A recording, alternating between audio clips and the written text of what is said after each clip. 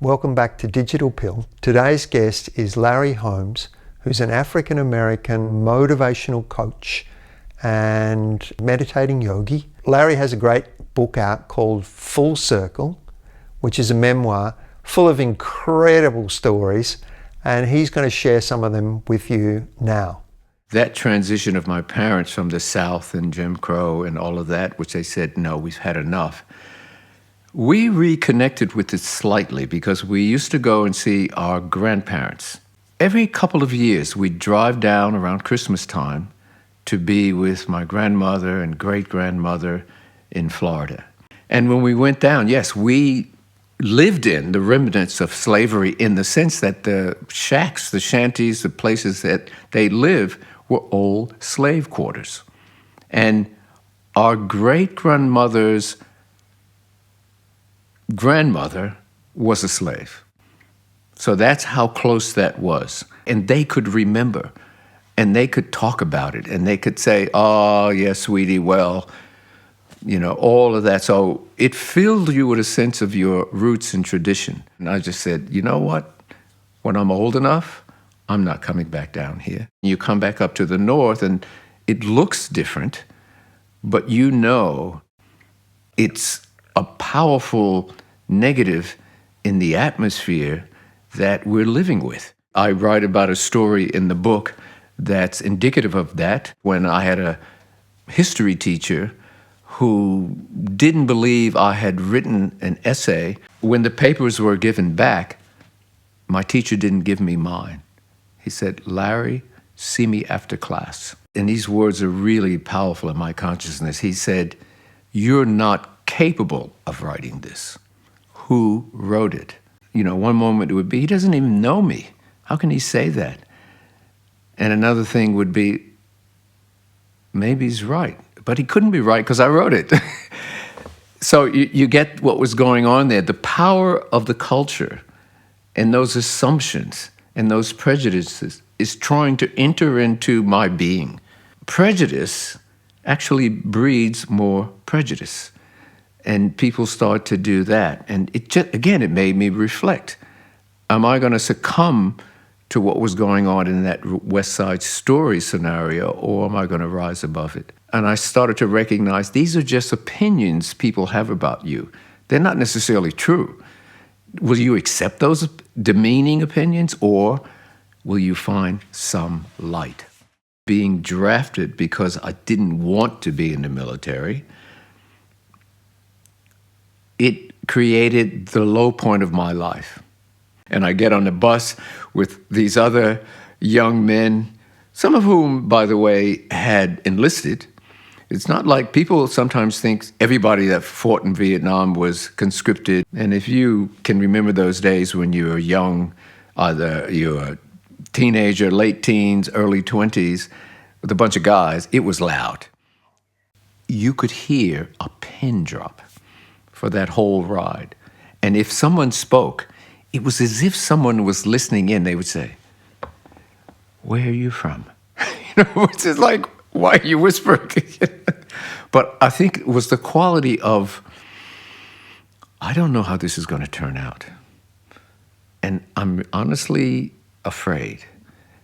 And yet we're not speaking about that, but it's whether we have volunteered or not, there's got to be some fear there.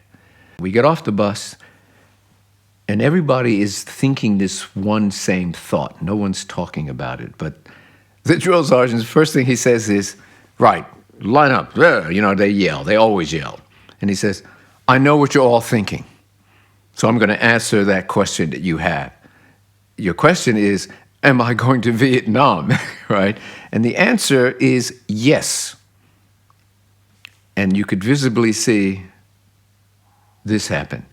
Now it's just playing the odds. If I go there, will I survive? So you come face to face with a kind of morbid, ruthless mortality, potentially. 2 weeks in, we had a trainee platoon leader. This guy had been in the Army before, so they picked him. He wasn't, in their opinion, doing a very good job.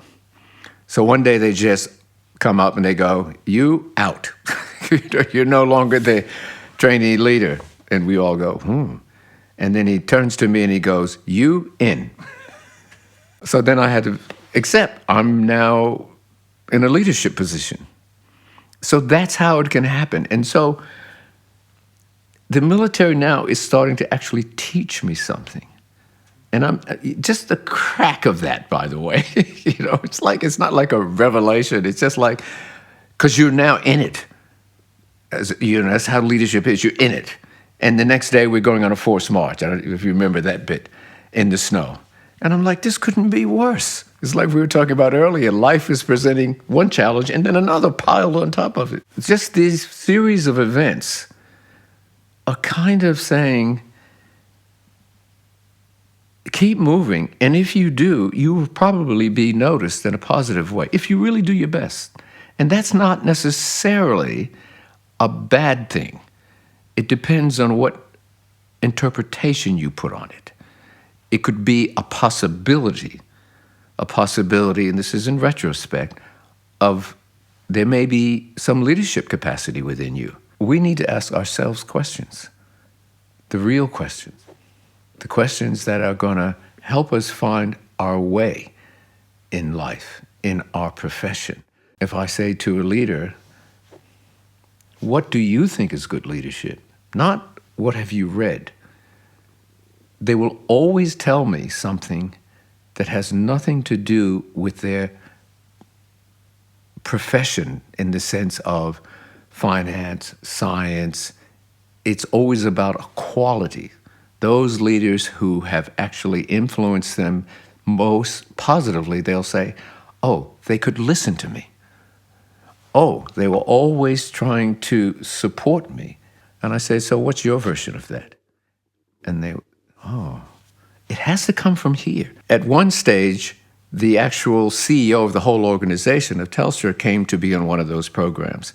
And this image of being up on a flat rock in Hall's Gap, okay, and we're doing outdoor work, some rappelling, some zip lining, some combination of those things. And so we're on this flat thing, and he's leading his team across from that flat rock, across the crevasse, quite deep, probably 60, 70 feet, to a narrow ledge. And then they stop on that ledge, and they have to wait for the other members of the team. And, he's encouraging them. And then he does it, and he says, how did you come up with this idea of doing a program like this, Larry? And I said, well, we wanted it to be real. We wanted people to actually step fully into the space of leadership. And then as he's rappelling down to the ground where the other members of the team, he looks back up and he says, you should write a book about it. So this is the kind of thing that happened repeatedly. These different transformational techniques and ways of developing leadership, in the same way I felt, it's kind of like a spiritual sadhana. You have to go in to find that most true part of your being. And what I was saying to leaders is that you have to go in to find the space. Having experienced that myself and thinking about it and realizing what is life trying to show me, maybe from the deepest internal spiritual experience, but also just walking this path in life. You need to be aware if this for you is the most real thing, the most significant thing. And I firmly believe this, that if it is, not only will you find satisfaction in purpose, but you will some way, shape, or form be able to help others. My name's Leo Dale, and please like, subscribe, share, and comment, and be interested to hear your thoughts in the months ahead as you hear the stories of some of my friends.